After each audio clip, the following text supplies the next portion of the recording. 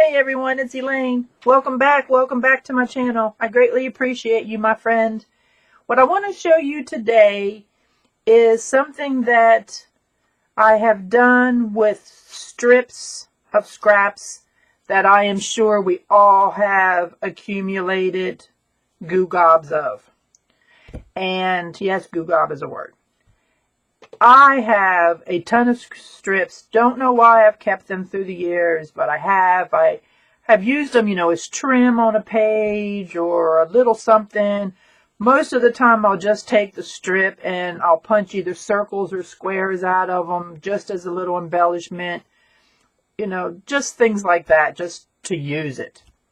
Then I was on YouTube and I was watching this young lady, and she started making ruffles out of strips. I said, my heavens, she's a genius, a pure genius. So before you start to do this, let me tell you, it is addictive. You will not be able to walk away. Before you know it, you will have done gobs and piles and given them away and thought about where else you can use them. Oh my heavens, it is addictive. And I was doing just the long strips. Then I started doing just the one strip to one little book page that fits perfectly, just to add a little something, something, something.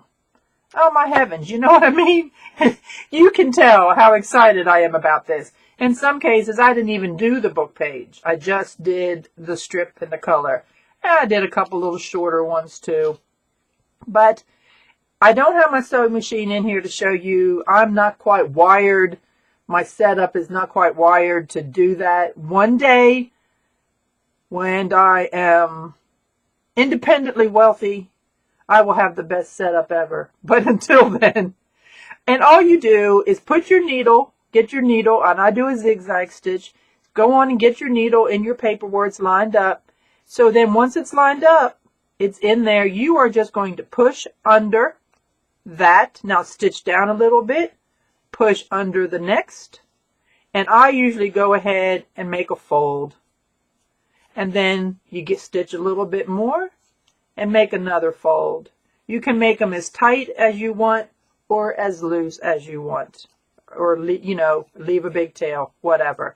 And on mine, I have left the threads at both ends. Sometimes I've had to trim them a little bit. And I will tell you, every once in a while, both of my sewing machines get ornery and will do a loose stitch. So then I just take some like Fabri-Tac glue and glue in between there.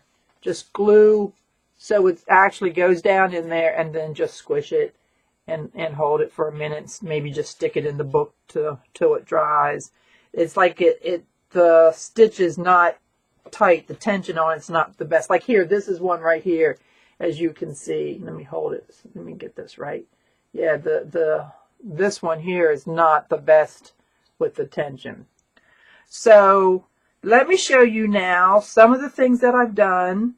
This is book paper on the bottom. Actually, let me back up. This is tea stained paper, just plain tea stained paper on the bottom. And then this is like scrapbooking, the bottoms off of scrapbook paper and stuff, that little throwaway part. Or it's just like card stock strips that you've cut off to make a paper the right size. That's what this top layer is. And all you do is just keep, stick the paper under and do the same thing with the top layer and just keep tucking it under. And it really is very simple. And like I said, you will get addicted to it. It is so therapeutic. And on these little ones, it's fun too, because they take you maybe 10 seconds, 20 seconds to do. So as you walk by your sewing machine, you're like, oh, I can do another one. So I leave some colored strips out and some book page strips out like all the time. Now on these are the tops to paint swatches. Now the paint swatches, I want to say, are like about I don't know, 5 by 7, 6 by 7. And I have cut off the part where the name of the color was. Now that I've been doing this, it really wouldn't have been necessary. But I did it just thinking that I was being smart on storage. Every little bit that I could trim off, was taking up less room. But not necessarily the way it is now. But here is what I have created with a lot of my true scraps just this past week. So here's one of the ruffles. I have a lot of fabric pieces. Again, no rhyme or reason, pieces. And so I've taken a page out of this book. I believe this is Spanish. I've taken pages out of this book, and then I've just covered up the words so that there is a place to journal on. And then the back of every page, I've just added some tea-stained paper.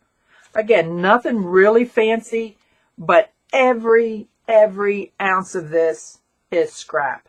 Every ounce. So here we go again. This is scrap, scrap, scrap, stamp. That is the scrap, and those are scraps, of course. Here we are with another ruffle and some scraps, and this is a piece of cardstock that I trimmed down. I sell some wire-bound journals in my Etsy shop, and this is one of the pages that I've got in there, and I had trimmed them down to fit. Again, this is just a piece of scrapbook paper that I turned into a little tap. And then here's some more scrapbook paper and a stamp, and then some more paper, and then a wide piece of the book page. This is actually wallpaper. It is a very textured vinyl kind of wallpaper. This is one of these paint strips, but it is in a wood grain texture. And then this is a piece of upholstery fabric that feels somewhat like velvet.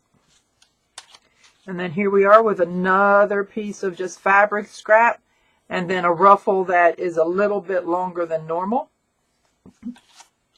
Another piece of scrapbook paper, the wallpaper again, the textured wallpaper. And here we are with fabric and a piece of the paint sample, a stamp, and then a little tiny piece of scrapbook paper. And again, I've just made it so that you can journal on front and back, and these will just stick down in a pocket. And so another little piece of scrapbook paper, a piece of that textured wallpaper, and then a paint sample. And I noticed that I have paint under my thumbnail. And so that's what I've done with them. And it's fun. And I'm going to do the same premise with some smaller pieces. And these are just fun just to stick on pages somewhere. And I'm telling you, there must be thousands. I might be exaggerating a little bit, but there's at least 1,000 different colors. That is no exaggeration. So anyhow, get to making some ruffles, and you will lose track of time. You will love it. It is, like I said, very therapeutic, very addictive, but it's a good kind of addictive. And you'll be using up things you have. So anyway, thanks for coming by. And again, please subscribe to my channel. Give me that thumbs up. I really need to hear it from you. And I do appreciate your time. And I will catch y'all on the flip side. Toodaloo.